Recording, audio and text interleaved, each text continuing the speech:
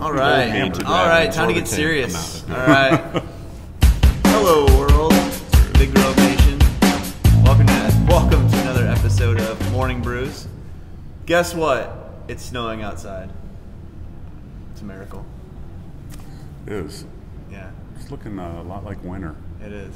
And it's still minus a million. So, hey.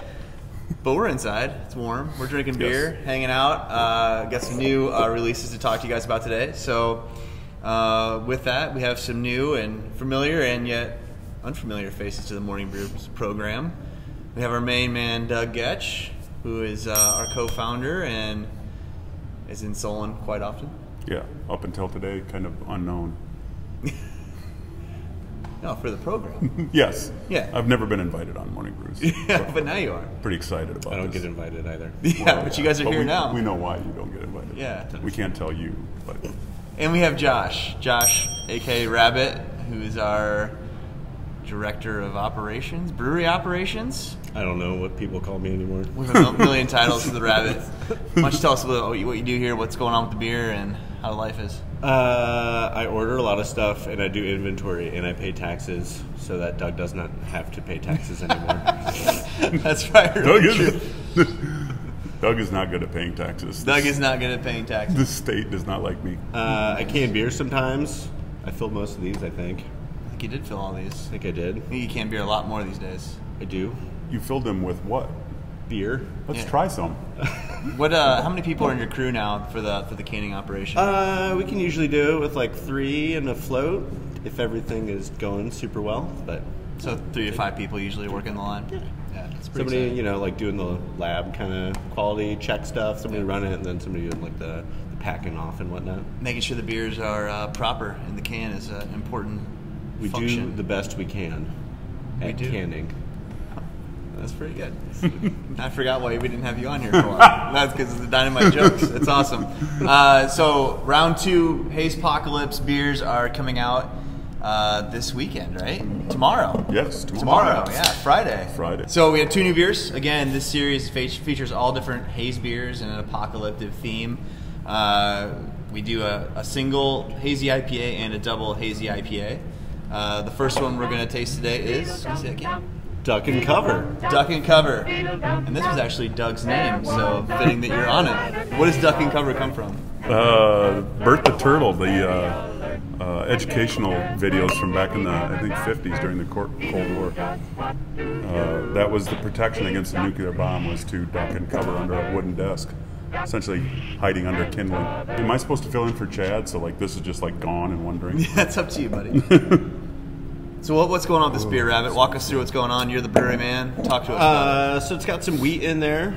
That is a pretty commonplace item for these beers, but also has Citra, which we use not in a lot of different beers. It's mostly just an arms race. And then Idaho 7, which is a newer one to us as well, which a lot of hazy beers seem to enjoy the Idaho 7. So as far as differences from the last round, it seems a little bit lighter in body. Yeah, definitely a little bit lighter. Really clean. I would say, clean's a good word for it. I think there's a lot of citrus in the nose up front. Yeah, I do too. It's very, very fruity, very inviting, if you will.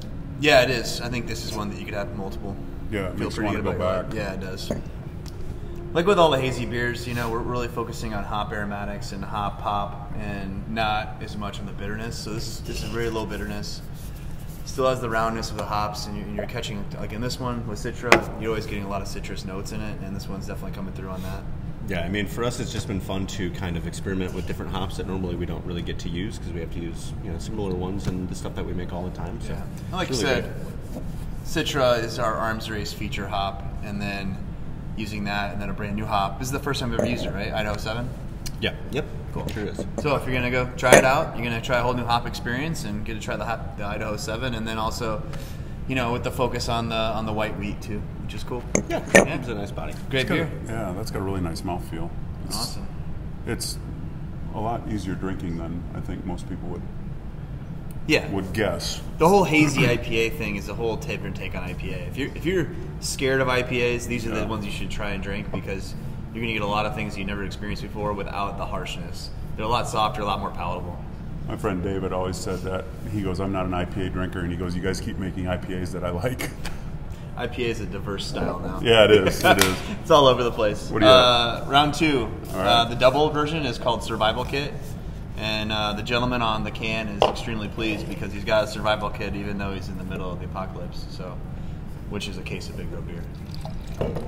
That's all you need. Yeah, that's all you need. To start a new planet. There you go. Just a little This bit. one's like 8%, 8.6%.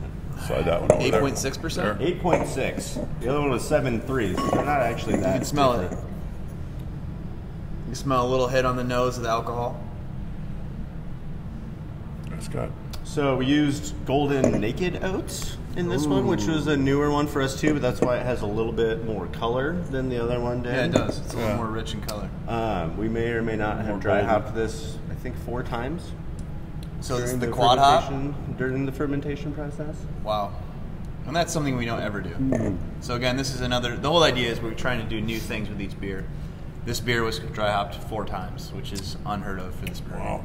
Yeah, and Motueka is kind of the feature in this, which is a really nice New Zealand hop varietal. Yeah. I really like New Zealand hops to get kind of the best of the Northwest, but a little bit more spicy characteristic, a little bit more complexity. I like them both, but I think I'm gravitating towards the double here. It's a little more complex. There's a lot of stuff going on here. It's, I mean, it's I feel like more complex. Yeah. for this style, it seems like when you get to the, I don't know, the 7 to 8% range, when they have more body and more hops and everything, it's a really good catalyst for the style. But I do like the contrast, though, and that's the whole point of the series, right? You get 2 different cans in each 4-pack, so you get to try the single and then try the double. And here, you're going to get... That's hilarious. Something happened in the brewery. You can see there's the difference in the color, difference in the appearance, difference in the boss, differences in the body. Well done, man. That's got a lot more going on in it. It does. Like this has got more mouth Survival kit. complexity, across your palate. Yeah. And it's got a little bit more of that kind of IPA bitterness that you would expect in it. I like them both. I would probably gravitate a little more towards the double cover because you and I have a little different palates. But this is, you can definitely taste the oats in there. I think it gives it a different flavor going across your tongue. Creamier. Yeah, they get creamier, and then wheat they does. give you that little, like, at the back of your tongue. It gives a little kind of tingle. So He's cutting us off. yeah, I got to cut you off. Yeah, we got things to do, guys. All right, here we go. So these 4-packs are available all over the place. Hy-Vees, liquor stores, grocery stores, wherever you shop, you should be able to get these. Limited availability. I think all but a couple stores sold out last time.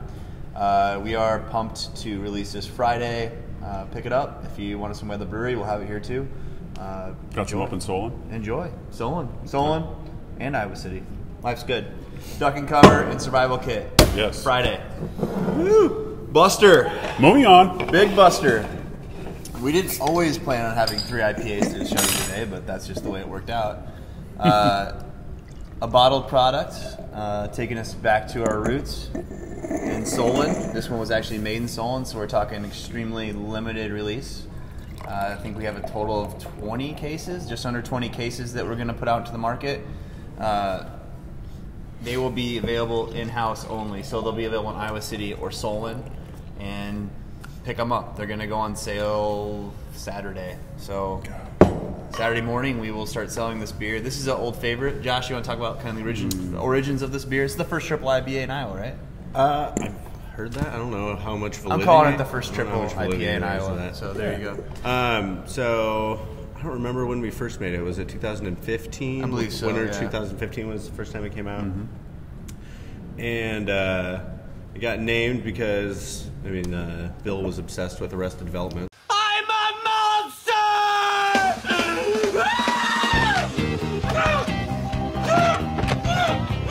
But it also broke the mash tun.